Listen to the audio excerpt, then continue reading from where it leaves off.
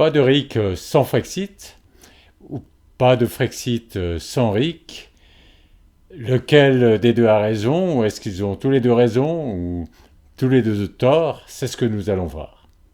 Premier point, le RIC, le référendum d'initiative citoyenne, est nécessaire pour qu'il y ait souveraineté du peuple. L'élection ne suffit pas parce que les élus, finalement, ils font ce qu'ils veulent entre deux élections.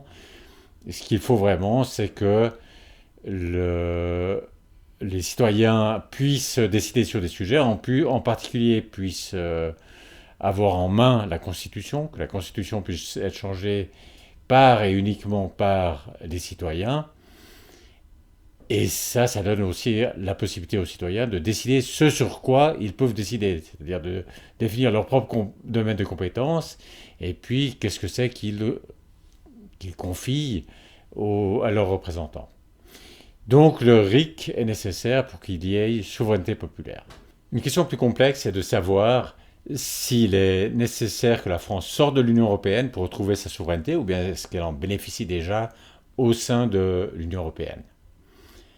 Alors ma réponse courte, c'est qu'il faut le Frexit pour que la France retrouve sa souveraineté. Plus précisément, qui a la main sur la Constitution française peut bloquer de nouveaux traités qui seraient contraires à cette Constitution. Il peut aussi modifier la Constitution en anticipation de nouveaux traités, de sorte que ces nouveaux traités, au moment où il faut les ratifier, ils soient contraires à la Constitution.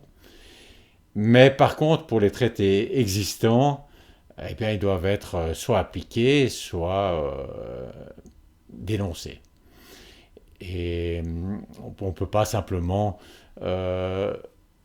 modifier la Constitution d'une façon qui est incompatible avec les traités qui ont été ratifiés et faire comme si de rien n'était. Ça pose une question par rapport à l'interprétation de la Constitution et à l'interprétation surtout des traités. C'est-à-dire que vous pouvez vous trouver dans une situation où on est à la veille de la ratification du traité, alors on va vous dire, voilà, cet article-là, il signifie ça. Et puis 10 ans plus tard, on vient vous dire, non, en fait, il signifie autre chose. Alors là, vous êtes un peu embêté parce que vous auriez pu bloquer, si vous avez la main sur la Constitution, vous auriez pu bloquer la ratification. Mais si vous étiez d'accord, si vous trouviez que l'interprétation qu'on donnait de cet article ou de ce traité vous convenait, vous l'avez ratifié, puis ensuite l'interprétation évolue, et puis vous vous trouvez dans une situation difficile pour aller contre ce traité. Vous devez plus ou moins vous devez dénoncer ce traité si vous ne voulez plus l'appliquer. Et donc c'est là au fond qu'il y a aussi un très gros problème, et on verra que dans cette vidéo que ces questions d'interprétation, qui a le pouvoir d'interpréter la Constitution ou d'interpréter les traités, est très important.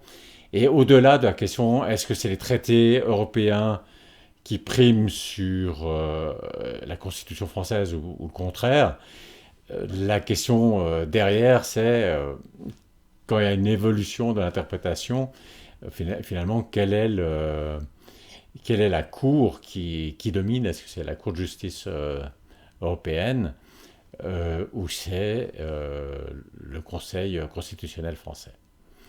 Alors ces conflits entre Constitution française et puis traités européens, finalement, ils ne sont pas très manifestes quand du côté français, vous avez des gens au pouvoir qui sont très favorables à l'Union européenne. Donc évidemment que si vous avez Macron au pouvoir, il ne risque pas d'y avoir trop de conflits entre la Constitution française et les traités européens.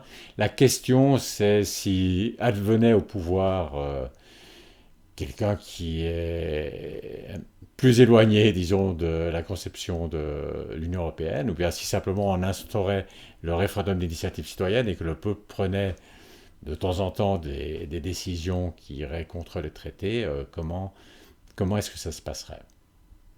Je vous ai dit mon interprétation juridique de la situation. Une interprétation que je justifierai plus précisément dans la deuxième partie de cette vidéo. Mais au bout du compte, ça finirait par un rapport de force. Et il y aurait d'une part l'Union européenne qui dirait que c'est le droit européen qui prime sur le droit français, y compris le droit constitutionnel français.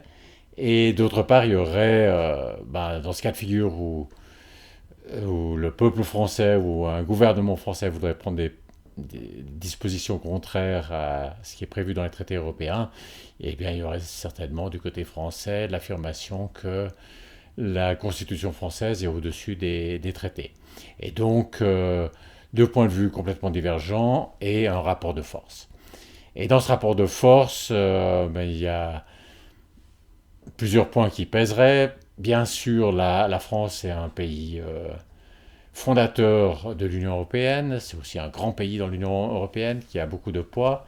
Donc on pourrait imaginer que ça l'aiderait pour négocier avec l'Union européenne. En tout cas, elle serait dans une bien meilleure position que si un petit pays avait un conflit avec l'Union européenne. Mais d'un autre côté, il faut bien voir qu'il y a une volonté dans la nomenclatura de l'Union européenne d'aller vers les États-Unis d'Europe, finalement.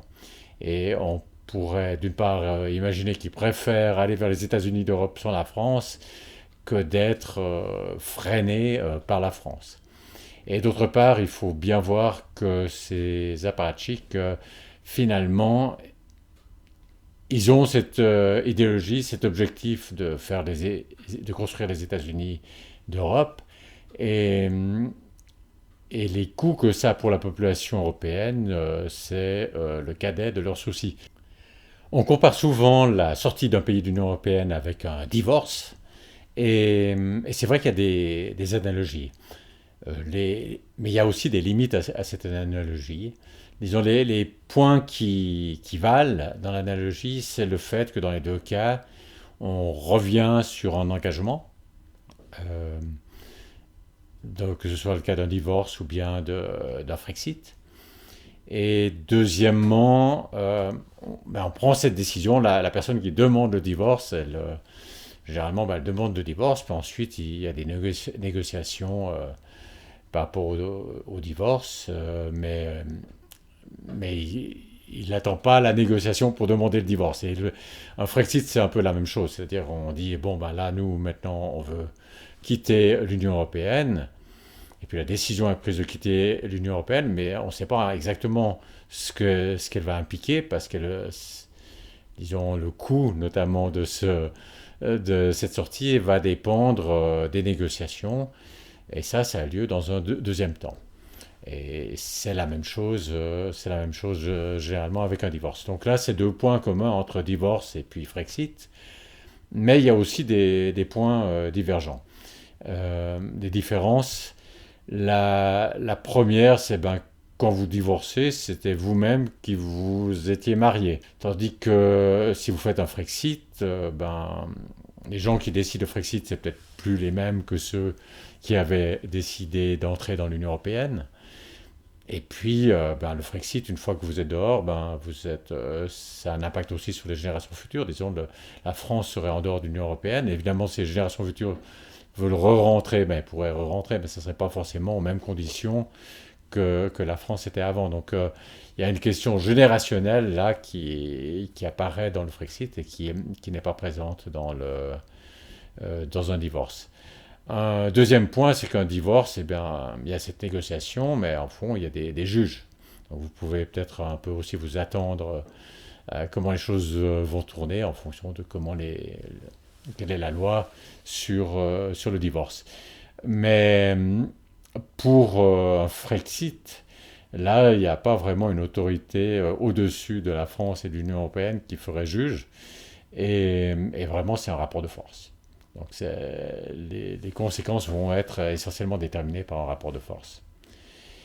Un autre point, c'est la proximité géographique. C'est-à-dire que quand vous divorcez, vous pouvez aller vivre très loin de votre ex, et puis voilà, vous voyez plus. Si c'est ce que vous désirez, vous voyez plus.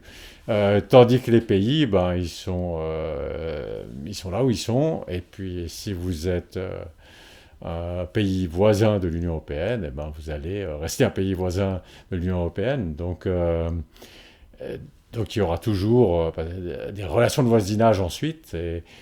Et ça, c'est quelque chose qui devrait rendre plus facile, disons, un Frexit, dans le sens qu'il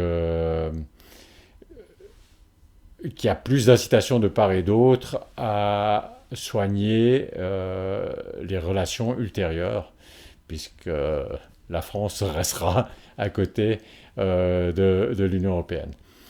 Et un dernier point, c'est que bon, un mariage, c'est quelque chose de plus intime que l'Union européenne.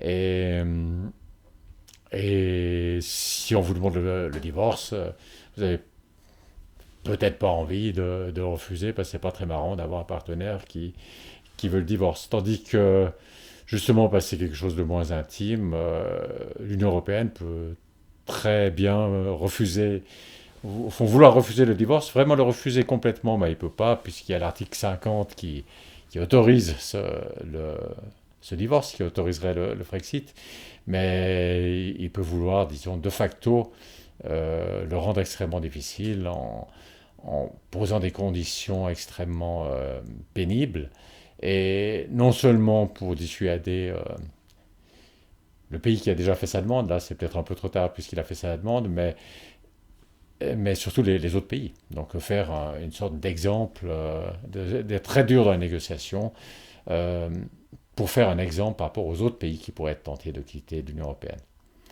Donc voilà, des similarités, mais aussi des différences entre le Frexit et puis un divorce. Il y a la question de savoir est-ce qu'il vaut mieux un Frexit, donc en bloc sortir de l'Union européenne, ou bien simplement inscrire par exemple dans la Constitution, s'il y a un RIC constituant, inscrire dans la Constitution des choses qui sont peut-être en désaccord avec des traités européens, puis donc ça suppose effectivement de réviser, enfin de dénoncer ou d'essayer de négocier des modifications de ces traités. Est-ce qu'il vaut mieux, oui, y aller ponctuellement, traité par traité, ou bien de faire d'emblée Frexit et sortir complètement de l'Union européenne et puis avoir les coups des franches. Personnellement, je pense que le Frexit est mieux. Parce que bah, si vous voulez vraiment avoir une politique indépendante, si vous allez, ce ne sera pas une fois une exception où vous allez décider quelque chose contre un traité, mais vous risquez d'aller contre plusieurs traités ou plusieurs points de l'acquis communautaire. Et chaque fois, ça va être de nouveau des tensions avec l'Union européenne. Et il faut voir que, évidemment, quand vous pouvez aller ponctuellement, on pourrait dire, au moins vous ne disputez pas sur les sujets sur lesquels vous êtes d'accord. C'est plus chirurgical, vous vous disputez uniquement sur les points de divergence. Mais bon, ça dépend s'il n'y en a qu'un seul, à la limite deux, ou bien s'il commence à y en avoir beaucoup. Et il y a tous les risques au moment où si le peuple français avait le RIC constituant, et il y a bien des risques qu'il aimerait changer beaucoup de choses, surtout qu'il n'a jamais pu décider vraiment sur les sujets de son choix. Donc il aurait certainement beaucoup de choses à dire, et ça ne serait pas toujours compatible avec les traités européens. Donc ça risquerait de se reproduire souvent, ces tensions. Et puis bon, les autres pays, finalement, ces choses sont souvent par paquet, c'est-à-dire que vous acceptez un paquet de choses, d'accords, et puis il y en a pour la France qui sont bien, d'autres qui sont mauvais, mais peut-être que, enfin, si ça a été accepté, c'est en principe que ça a été jugé équilibré. Et si ensuite vous dites oui, mais un élément de ce paquet, finalement, là, je suis vraiment très perdant, la France est très perdant, donc on veut plus, on veut le dénoncer. Cet élément de ce paquet, ben, ça risque, en le dénonçant, de le rendre le paquet déséquilibré. Et les autres pays vont dire non, mais ça va pas, vous pouvez pas juste prendre ce qui vous plaît et puis ne pas faire les concessions dans l'autre sens. Donc, je vois beaucoup de tensions quand on le fait comme ça. Et puis, d'abord, c'est même pas toujours possible parce que, à ma connaissance, il n'y a pas de procédure de sortir de l'euro. De sortie de l'euro, il y a une procédure de sortie de l'Union européenne, c'est l'article 50, mais il n'y a pas de procédure de sortie de l'euro. Donc, vous avez des tas de choses comme ça où il n'y a même pas forcément une procédure de sortie. Alors bon, vous pouvez dire, je fais les choses de façon pas très légaliste, et puis il n'y a pas de procédure, donc je n'utilise pas de procédure. Mais quand même, je ne respecte pas, et puis on verra comment ça se passe. Mais du moment qu'il y a une procédure pour sortir de l'Union européenne, c'est quelque part plus correct d'utiliser cette procédure. Et si trop souvent vous commencez à ne pas respecter les accords internationaux, vous avez un problème de crédibilité. La France aurait un problème de crédibilité et ça peut l'empêcher de négocier avec d'autres pays si les autres pays ont le sentiment que de toute façon la France ne tient pas ses engagements. Donc ça me paraît plus correct et générer moins de tensions de simplement sortir de l'Union européenne, donc un Frexit me semble préférable à simplement ne pas respecter et commencer à essayer de dénoncer tel ou tel point de l'acquis communautaire.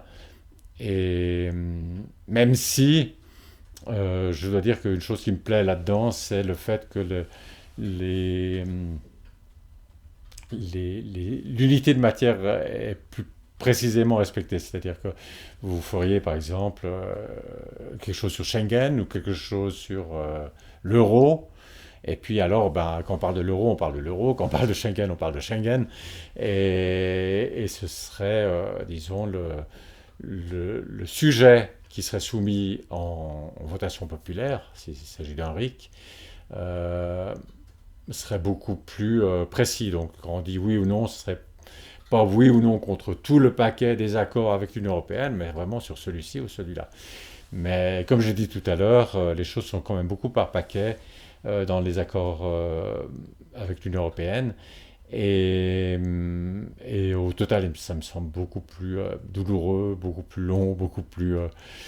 je pense que si l'idée c'est que les Français veulent acquérir le pouvoir, ils se donnent le RIC pour pouvoir décider eux-mêmes, ils doivent sortir de ce carcan qu'est l'Union européenne et doivent adopter le Brexit. Donc la façon dont j'imagine que ça se passerait, ben, c'est que quelqu'un lancerait un référendum, un RIC pour le Frexit, et puis il y aurait une votation sur le Frexit.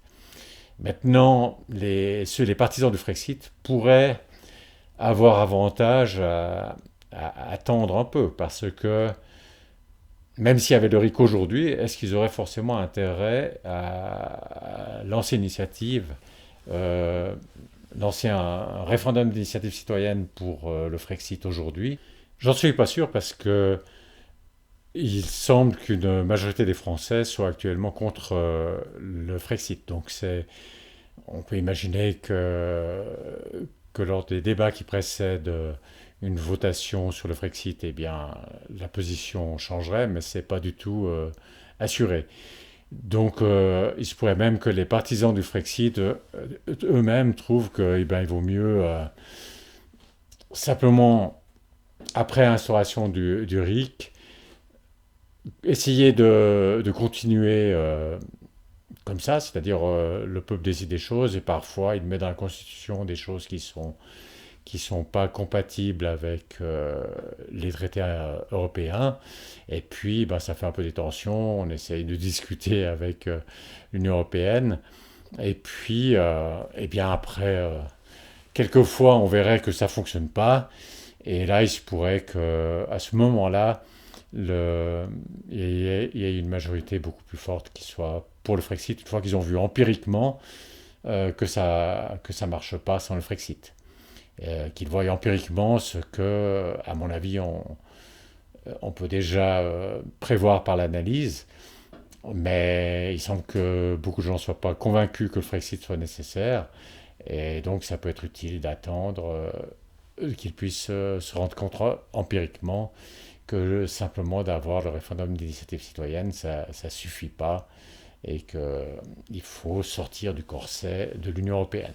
Donc pour ma part, je dirais pas de Frexit sans RIC, parce que il ne s'agit pas simplement d'avoir la souveraineté de la France comme elle l'a eu dans le passé, avant d'être dans l'Union européenne, mais où le peuple français, lui, n'a toujours rien à dire. Donc il faut vraiment instaurer le RIC. Pas de Frexit sans RIC, mais d'autre part, j'espère que l'instauration du RIC permettra de lancer un référendum d'initiative citoyenne pour le Frexit, immédiatement ou après un certain temps, peut-être qu'il vaut mieux attendre un certain temps, mais de lancer un référendum d'initiative citoyenne pour le Frexit et puis que le peuple adoptera ce Frexit.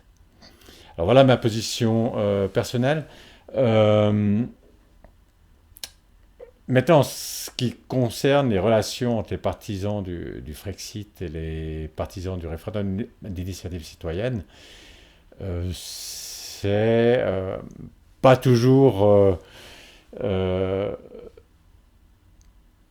idéal, et probablement parce qu'il y a une sorte de manque de réciprocité des partisans du RIC face aux partisans du Frexit. Et un manque de réciprocité d'ailleurs qui peut très bien se comprendre.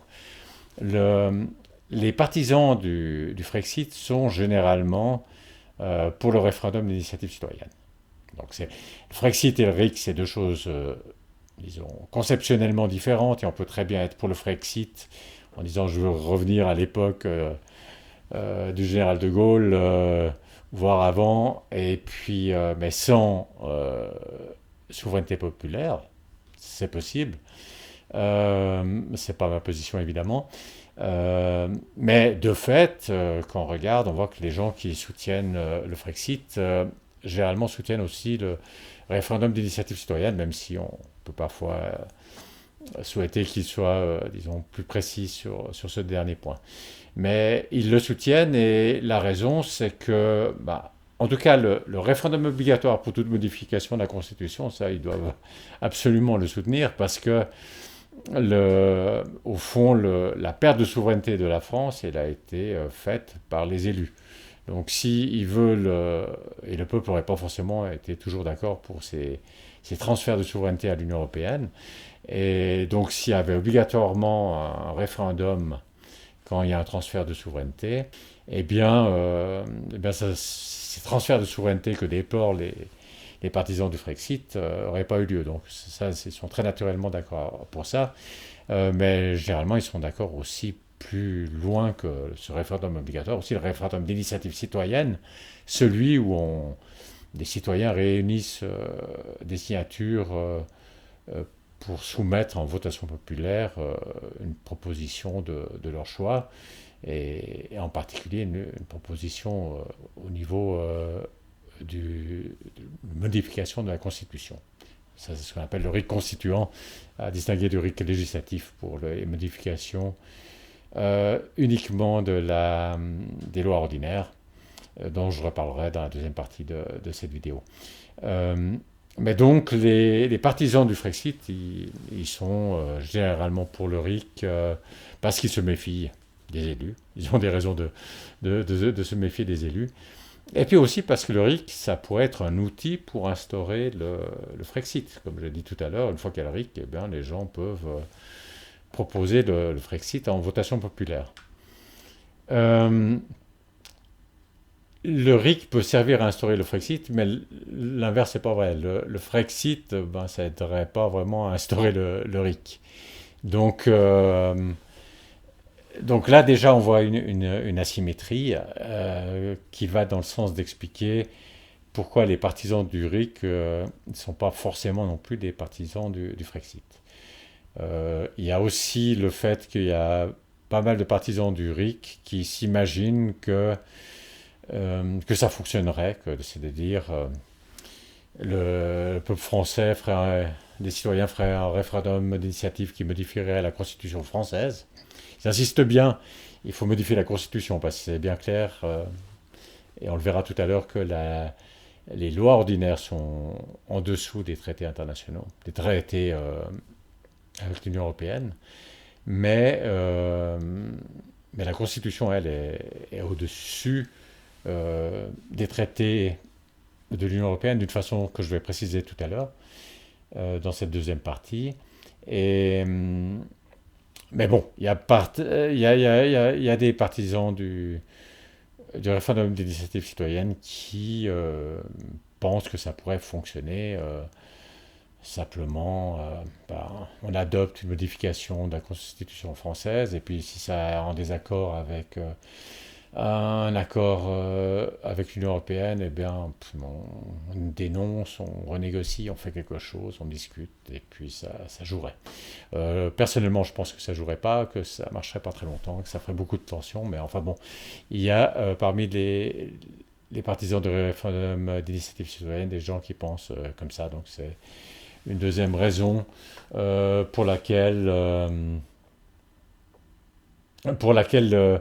au fond, les partisans du RIC ne rendent pas vraiment la réciprocité au soutien au RIC que leur apportent les partisans du Frexit. Ajoutons que souvent les partisans du RIC ne prennent pas position sur des questions spécifiques, ils prennent position pour le RIC, c'est-à-dire pour qui doit pouvoir décider, pour le fait que le peuple doit pouvoir décider sur des sujets, qui décide plutôt que sur quoi décider sur tel ou tel sujet spécifique, et notamment quoi décider sur le Frexit.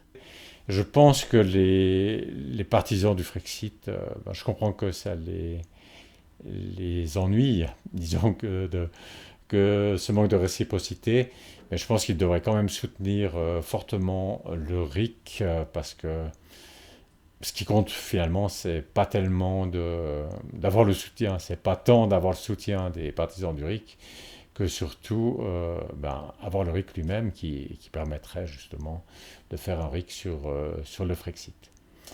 Et pour terminer cette partie générale, je dirais que bien sûr, à la fois le RIC et le Frexit seraient très difficiles à obtenir en France.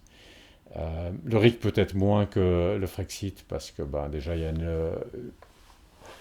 une majorité des citoyens qui sont pour le RIC, mais bon, une majorité des citoyens, comme les citoyens n'ont pas beaucoup de pouvoir en France, ça ne permet pas forcément d'obtenir le RIC. Donc le RIC et le Frexit sont deux choses très difficiles à obtenir en France, et donc venir en plus dire il faut l'un avant l'autre ou l'autre avant l'un, c'est vraiment demander trop, disons. C'est un luxe qu'on ne peut pas se payer de dire non seulement ce qu'on veut, mais dans quel ordre on le veut. Donc ce que j'encourage, c'est de soutenir à la fois le RIC et le Frexit.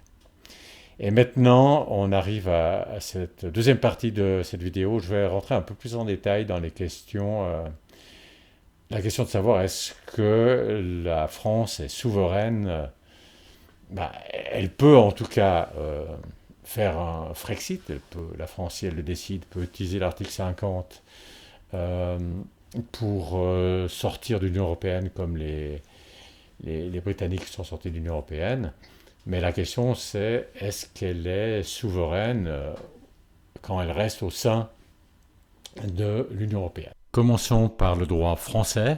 Je vous présente des textes, vous voyez tout en haut le lien, et je mettrai aussi ces liens en description. Ici, il est dit que dans l'ordre juridique français, la primauté du droit de l'Union européenne ne vaut pas à l'égard de la Constitution. C'est l'article 54 de la Constitution française qui donne la primauté à la Constitution française, mais d'une façon, nous allons le voir, qui est assez limitée. Cet article 54 dit qu'on ne peut pas ratifier un accord international qui est contraire à la Constitution et que par conséquent, si on veut le ratifier, il faut d'abord modifier la Constitution. Et ça signifie donc que ceux qui ont la main sur la Constitution, et avec l'instauration du RIC constituant, ce serait le peuple qui aurait la main sur la Constitution, eh bien ceux qui ont la main sur la Constitution peuvent empêcher la ratification d'un traité, d'un accord international qui serait contraire à la Constitution. Et évidemment, vous pouvez aussi, si vous anticipez le risque de ratifier un traité qui irait dans un sens que vous ne voulez pas, vous pouvez, si vous êtes constituant, modifier la Constitution de sorte que ce nouveau traité deviendrait contraire à la Constitution. Mais il faut donc modifier la Constitution avant la ratification du traité. Car la limitation de l'article 54, c'est qu'il parle que des nouveaux traités, qu'on ne peut pas ratifier s'ils sont contraires à la Constitution. Mais il ne parle pas des anciens traités. En fait, si le peuple, avec un RIC constituant, par exemple, voulait modifier la Constitution d'une façon qui n'est pas conforme à des traités qui ont été ratifiés, eh bien, il faudrait que la France dénonce ces traités ou bien trouve une façon de négocier une modification de ces traités. Selon le préambule de la Constitution du 27 octobre 1946, ce préambule qui est aussi mentionné dans le préambule de la Constitution actuelle, il est dit que la République française se conforme aux règles du droit public international. Donc il faut faire attention quand on dit que, par exemple, certains pays de l'Union européenne ne sont pas dans l'euro et que par conséquent la France pourrait sortir de l'euro. Pas du tout. C'est-à-dire que, bon, premièrement, à ma connaissance, il n'y a pas de procédure pour sortir de l'euro. Mais deuxièmement, les pays de l'Union européenne qui ne sont pas dans l'euro, ils ne sont jamais rentrés dans l'euro. Et c'est très différent de ne pas rentrer, de ne pas signer un certain accord. Ça, c'est très différent que de l'avoir signé et puis ensuite de le dénoncer. Et ça, on le voit donc aussi dans cet article 54 qui parle de la ratification donc de nouveaux traités. Et le dernier article que je vais discuter de la Constitution française, c'est l'article 88.1. Alors en principe, je vous le lis, il dit « La République participe à l'Union européenne constituée d'États qui ont choisi librement d'exercer en commun certaines de leurs compétences en vertu du traité sur l'Union européenne et du traité sur le fonctionnement de l'Union européenne, tel qu'il résulte du traité signé à Lisbonne le 13 décembre 2007. » Voilà, c'est un article qui dit pas grand-chose, qui contraint à pas grand-chose, qui indique simplement que la France fait partie de l'Union européenne. Mais cet article a été valorisé par le Conseil constitutionnel. Et valoriser, ça peut paraître très positif, on lui donne de la valeur, mais en réalité, ce que ça veut dire, valoriser l'article 88.1, ça veut dire lui faire dire des choses qu'en fait il ne dit pas. Le Conseil constitutionnel en est d'ailleurs pas peu fier, et on parle d'ailleurs d'interprétation audacieuse et constructive du Conseil constitutionnel qui a valorisé l'article 88.1 de la Constitution. Cette disposition parfaitement vide sur le plan normatif n'avait aucune vocation à devenir prescriptive. Il fallait donc une certaine audace pour valoriser cet article 88.1. La portée du principe de primauté du droit de l'Union européenne résulte donc de l'article 88.1 de la Constitution. Par conséquent, elle est ainsi constitutionnalisée. Il n'y a plus de contradiction entre le droit européen et la Constitution française, puisque cet article 88.1, valorisé, réinterprété par le Conseil constitutionnel, donne une certaine primauté à ce droit européen. En résumé, il n'est pas possible de ratifier un accord international qui serait contraire à la Constitution française. Par contre, si on veut modifier la Constitution française dans un sens qui est en désaccord avec des accords internationaux et notamment avec l'Union européenne, eh bien, ça pose un problème. Maintenant, pour ce qui est, non pas de la Constitution, mais des lois ordinaires, alors là, c'est l'article 55 qui dit que les traités ou accords régulièrement ratifiés ou approuvés ont, dès leur publication, une autorité supérieure à celle des lois, sous réserve pour chaque accord ou traité de son application par l'autre partie.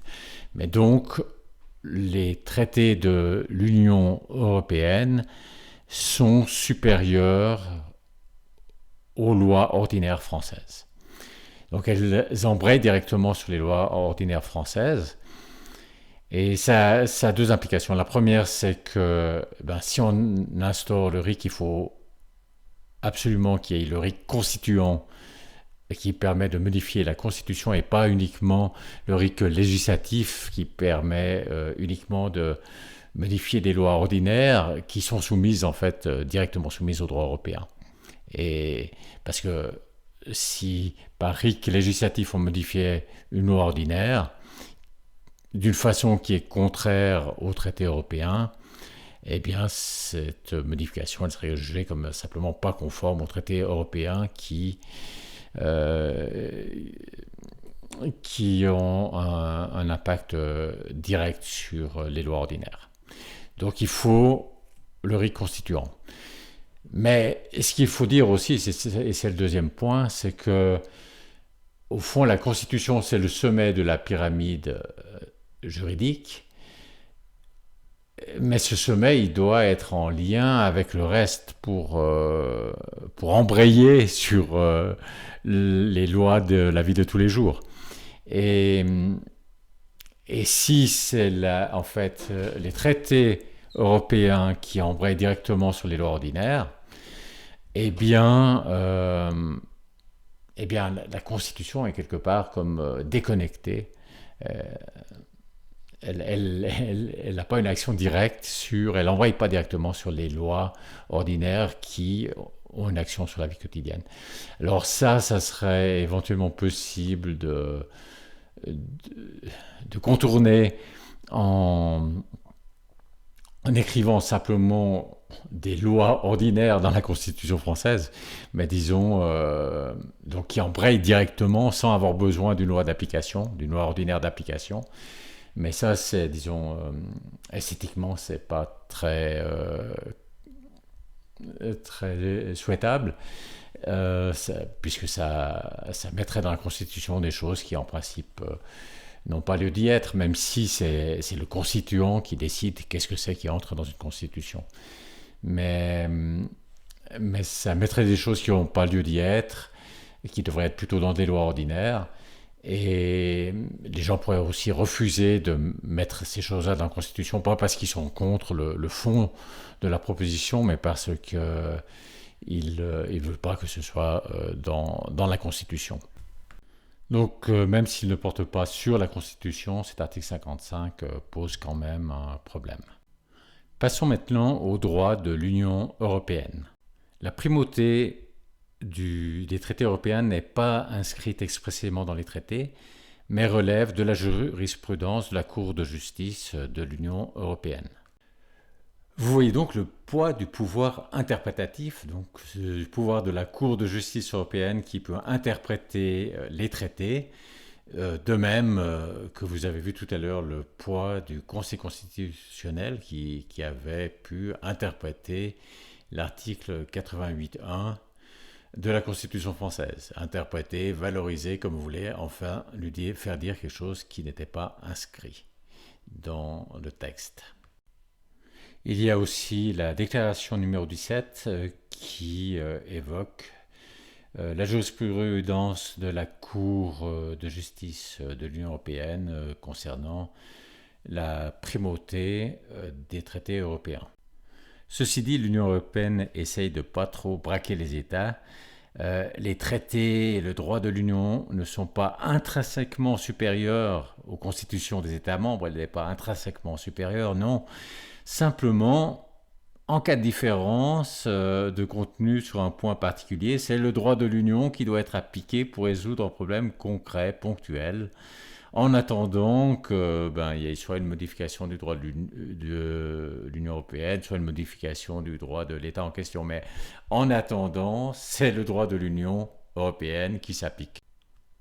Donc selon l'Union européenne, c'est donc bien le droit de l'Union qui domine, même si ils essayent de faire modeste.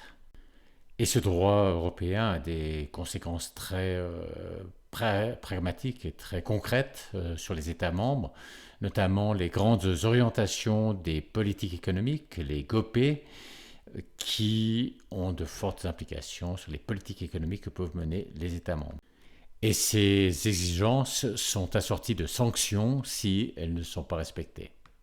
Après une crise avec la Pologne où le tribunal constitutionnel polonais avait affirmé la suprématie de la constitution polonaise, la Commission européenne a réaffirmé que le droit de l'Union européenne prime sur le droit national, y compris les dispositions constitutionnelles.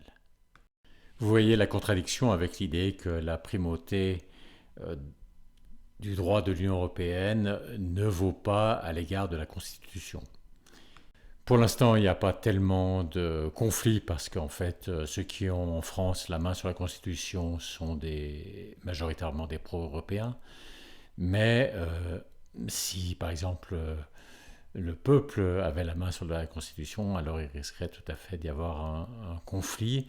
Et ce qu'on observerait alors vraisemblablement, c'est que l'Union européenne dirait que les traités européens sont au-dessus aussi des constitutions nationales, alors que la France dirait que sa constitution est au-dessus des traités européens. Le problème se pose surtout s'il y a une évolution de l'interprétation des textes.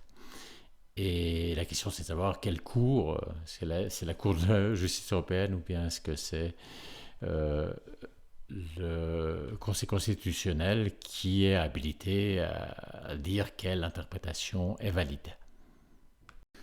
Dans un tel cas, ce qui se passerait probablement, c'est que l'Union européenne essaierait de faire pression sur les votants lors du référendum, lors de la votation, qui modifierait la Constitution dans un sens que l'Union européenne ne juge pas compatible avec les traités européens, ou du moins avec l'interprétation de la Cour de justice, l'évolution de l'interprétation de la Cour de justice de ces traités. Et donc, comme il y a eu dans le cas de la Grèce, Juncker en 2015 avec la Grèce, il ne peut y avoir de choix démocratique contre les traités européens. Ou bien plus récemment, von der Leyen face à l'Italie. Si les choses vont dans une direction difficile, je vais parler de la Hongrie et de la Pologne, nous avons des instruments. Et puis, si finalement le vote va dans le mauvais sens, ils vont réaffirmer que le droit de l'Union européenne prime sur le droit national, y compris les dispositions constitutionnelles. Et puis de l'autre côté, la France dira que sa constitution prime, et tout particulièrement si le texte des traités internationaux n'est pas clair, ils vont dire qu'ils ne se sont pas engagés sur la toute nouvelle interprétation qu'en a fait la Cour de justice européenne. Et éventuellement, il pourrait être nécessaire de dénoncer un traité, mais disons, quand c'est une question d'interprétation, l'argument des Français sera de dire qu'il n'y a même pas nécessaire de dénoncer le traité, parce qu'au fond, c'est conforme à la lettre du traité. Voilà. Donc là, on a fait un peu le tour de ces aspects juridiques.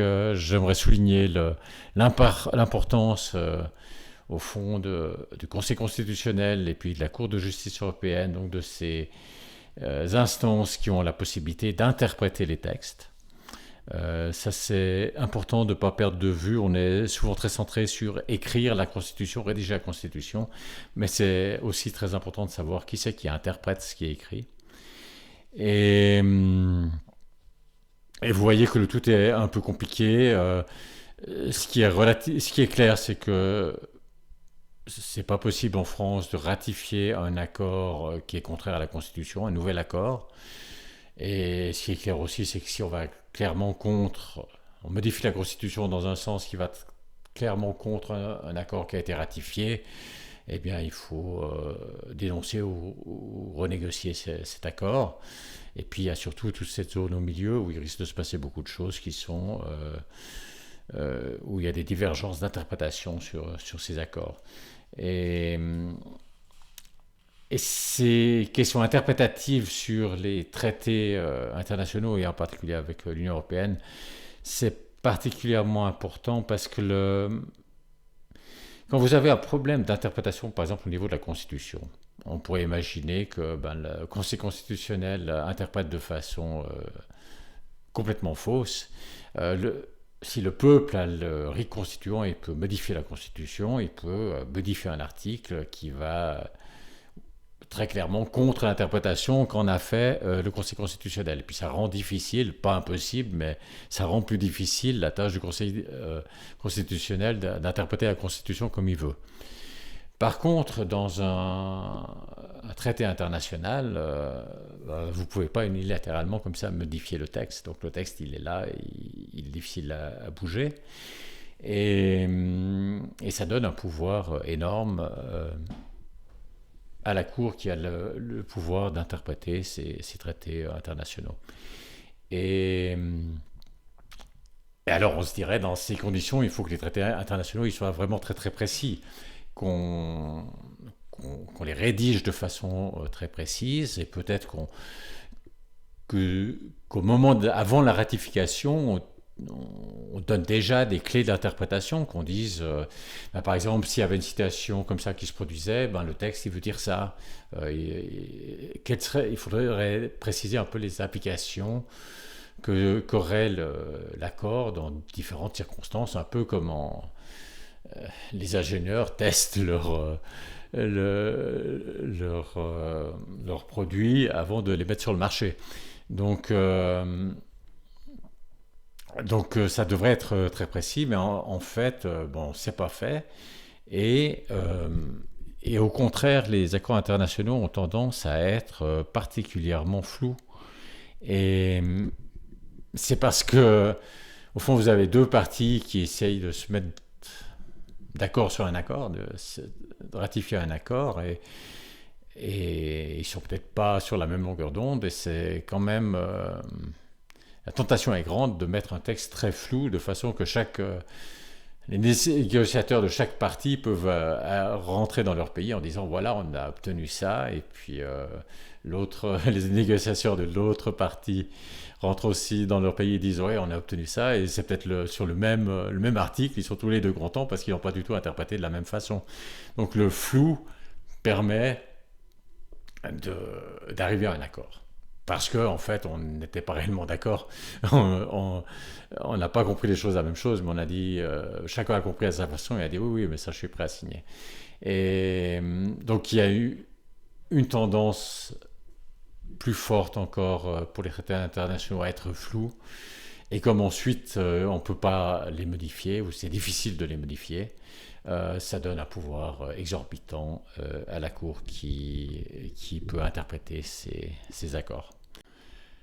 Et notamment, on peut se demander pourquoi est-ce que c'est pas marqué explicitement, noir sur blanc, dans les traités de l'Union européenne, que les traités de l'Union européenne sont au-dessus des lois et aussi des constitutions nationales. Pourquoi est-ce que c'est pas marqué explicitement? Et ce qui s'est passé, c'est qu'il y a bien eu l'idée de le marquer explicitement, mais quand il fallait ratifier ça, il y en a qui ont dit ouais non, mais ça, j'ai aucune chance à le faire passer dans mon pays, soit au Parlement, soit dans certains pays, toute délégation de pouvoir, de souveraineté doit être passée par votation populaire, c'est le référendum obligatoire pour ces choses-là. Et là, ils ont dit, ben, nous, si c'est marqué noir sur blanc, on n'arrivera pas à le faire passer chez nous. Donc, ils ont dit, bon, ben, on va pas le marquer. Et puis, eh bien, mais ça change pas grand-chose parce que c'est la Cour de justice de l'Union européenne qui va interpréter. Et puis, ben, ça ne sera pas marqué explicitement, mais ce sera interprété comme ça. Un dernier point que j'aimerais préciser, c'est que je n'ai pas un problème nécessairement quand un traité international est au-dessus du droit interne, y compris du droit constitutionnel. Mais il faut qu'il y ait 4 conditions qui soient satisfaites. La première, c'est que le traité doit avoir été adopté en votation populaire. Deuxième point, la primauté du traité et surtout les sanctions en cas de non-respect doivent être explicitement indiquées dans le traité. Troisième point, l'obligation de respecter le traité ne porte que sur l'interprétation du traité au moment de sa ratification et ne porte pas sur des interprétations ultérieures à la ratification. Au fond, on s'engage sur quelque chose au moment de la ratification et ce n'est pas un chèque en blanc qui est donné. Et le dernier point, quatrième point, il doit y avoir une clause qui permet de dénoncer le traité. Ce dernier point, il est particulièrement important dans une démocratie parce que le peuple, à un moment donné, il peut s'engager sur un traité, mais il ne peut pas engager les générations futures. Donc il faut qu'ultérieurement, ce soit possible de dénoncer le traité. Et même sans parler de générations futures, le peuple peut changer d'avis. J'ajouterais qu'il ne devrait pas être juridiquement plus difficile de dénoncer un traité que de le ratifier. Donc ces 4 points doivent absolument être, à mon avis, satisfaits pour que ce soit légitime qu'un traité international ait primauté sur le droit interne d'un pays, y compris constitutionnel. Dans cette vidéo, j'ai partagé mes réflexions sur le lien entre le droit européen et les constitutions nationales, en particulier la Constitution française, et donc sur le lien entre le Frexit et le RIC. Dites-moi ce que vous en pensez. Si vous avez des objections ou bien des remarques, n'hésitez pas à les mettre en commentaire.